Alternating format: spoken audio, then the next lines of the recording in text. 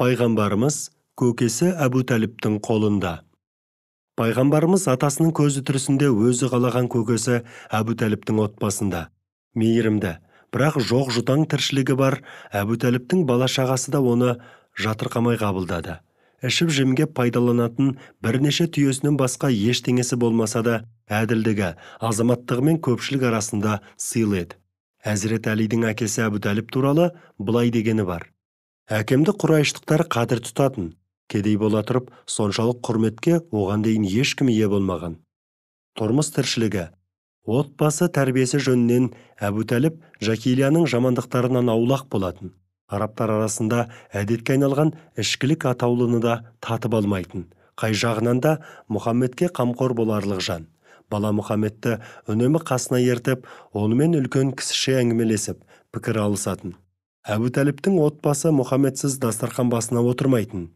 Мұхаммед саллаллаху алейхи уассалам отырса, дастарханның берекесі артып, тамақ артылып қалатында, ол болмай қалса тез таусылып, бала-шағаның қарны тоймай қалған кездерде аз болмаған. Балада болса Мұхаммед саллаллаху алейхи уассалам дастархан басындағы әдептілікті сақтайтын. Үлкендерден бұрын табаққа қол созу оның әдетінде болған емес, аз жейтін. Ғұмыр бойы қарынның ашқанын, шөлдегенін бір ретте болса айтпаған. Пайғамбарымыз көкесімен бірге тасаттықта. Меккені қуаңшылық жайлағалы қашан. Құрғақшылықтан жер шыт-шыт жарылып, жан-жануардың мазасы қашқан. Күнді ертеңіне үміт артумен тағаты таусылған халық өзара кеңесіп Әбу Тәліпке келеді. Әй Әбу Тәліп, бір тамшы суға зар болдық. Балаларымыз шетінен ауру, малымыз қырыла бастады. Бізге бас боп тасаттыққа шықсан қалай болар екен? Әбу Тәліп көптің тілегін қайтармады. Қасына Нұр Мұхаммедті алып Қағбаға барды. Нұр жүзді бауыры оған берекенің бастауы сияқты көрінетінде тұратын. Қағбаға келген соң Әбу Тәліп арқасын қабырғаға сүйей отырды да қолын жайып дұға ете бастады. Бұл кезде Мұхаммед саллаллаху алейхи уассалам Қағбаның жабуына жабысып, сұқ саусағын көкке шошайтып тұрды. Арадан көп уақыт өтпей-ақ Алланың құдіретіне бүкіл Мекке тағы да куә болды. Алдымен ақ жауын басталды да, соңы нөсерге айналды. Халық үлкен қуанышқа бөленді. Адамзатқа рақымдылықтың үлгісі, құт берекенің бастауы ретінде жіберілген Әзіреті Мұхаммед саллаллаху алейхи уассалам кішкентай кезінен-ақ осынау ауыр міндеттің өзіне жүктелгенін дәлелдей бастаған. Ана орнына ана болған. Әбу Тәліптің әйелі Фатиманың да Мұхаммедке саллаллаху алейхи уассалам аналық сүйіспеншілігі шексіз еді. Жетімдігін сездірмеуге тырысып бағатын. Өз балаларынан бұрын соның жағдайын жасап, барынша аянып қалмайтын. Ана орнына анасы болғандай Фатиманы пайғамбарымызда аса құрметтеген. Оның жасаған жақсылығын, аналық мейірімін ешқашанда естен шығармаған. Мейірімді Фатима о дүниелік болғанда Мұхаммед саллаллаху алейхи уассалам бүгін анам өмірден өтті деп қайғырған. Үстіндегі көйлегін шешіп, кебін қылып, мазарын қазысып, көріне кіріп, мәйітті орналастырған соң қасына бір сәт жатқан. Мұның себебін асхабы таңырқай сұрағанда ол Әбу Тәліптен кейінгі жанашырым еді. Ақыретте жәннаттың жібегін жамылсын деген ниетпен өз жейдемді жыртып кебін қылдым. Суық қабірге тез үйренісіп кетсін деп жанына жаттым деп жауап береді. Өзіне жасалған зәредей жақсылықты екі дүниеде ұмытпайтын, жақсылыққа жақсылықпен жауап беретін мінез арқылы көп адамның жүрегіне жол тауып, ақиқатқа тартқан парасатты тұлғаның бір қыры еді бұл.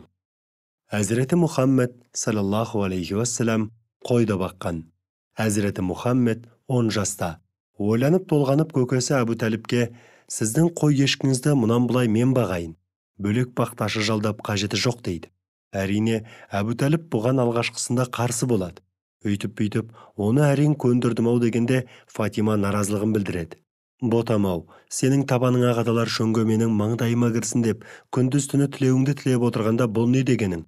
Қалайша сені дәтім шыдап, шыжыған шөлге қоя берем? Жоқ балам, бұлай болмайды. Алтыным-ау, саған қой бақтырып үнемдегенше қайыр тілеп кеткенім көп артық деп шала бөлінді. Бірақ Әзіреті Мұхаммедті айтқаннан қайтпады. Тәтті тілімен түсіндіріп жүріп, анасының да бұл іске ризашылығын алды. Сол күннен бастап ол таңертең ертемен азнаулақ қой ешкіні айдап өріске шығып жүрді.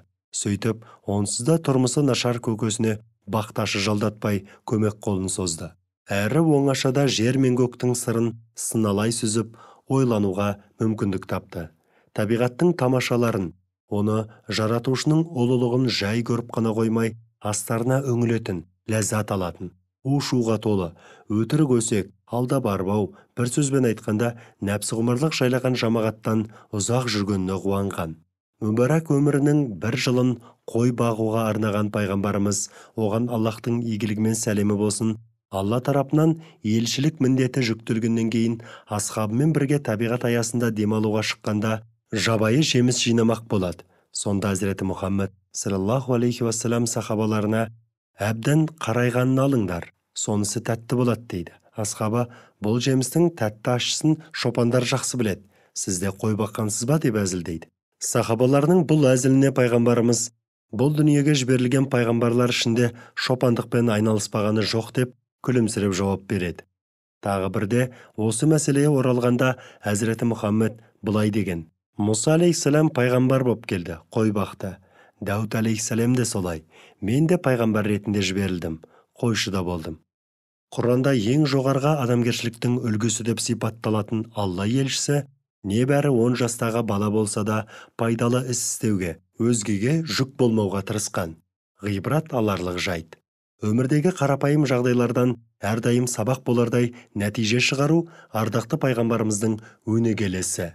Төмендегі сөзі де соның куәсі. Бәріңіз шопансыздар, яғни қарамағыңыздағыларға жауаптысыз. Мемлекет басшысы еліне жауапты. Әр адам бала шағасын асырап бағуға, қамқор болуға міндетті. Әйел отбасына жауапты. Қызметшілер қожайынның мал мүлкінің қорғаушысы. Әрбір кісі әкесінің мирасына жауапты. Жалпы жауапкершіліксіз жан жоқ. Той-думанға баруға тыйым салғаны хақында. Алла тағаланың тікелей тәрбиесіне бағынышты болған пайғамбарымыз көкесі Әбу Тәліптің қойын бағып жүрген тұста бастан өткен жайтты былай баяндаған: мен жас кезімде басқа жерлестерім сияқты той-думанға барып қызықтайын деп 2 рет ойладым, бірақ екеуінде де ойым жүзеге аспады. Алла тыйым салды. Сонан соң пайғамбарлық құрметіне бөленгенше той-думанға аттап басқан емеспін. Уақиғаны тыңдайық. Бір Құрайш жігітімен бірге Меккенің шетінде қой түйе бағатынбыз. Түнде де кезектесіп малға қарауды әдетке айналдырған едік. Бір күні кешке жанымдағы жолдасыма: мен бүгін қалаға барып жастардың түнгі ертегі мәжілістеріне қатысқым кеп тұрғаны дедім.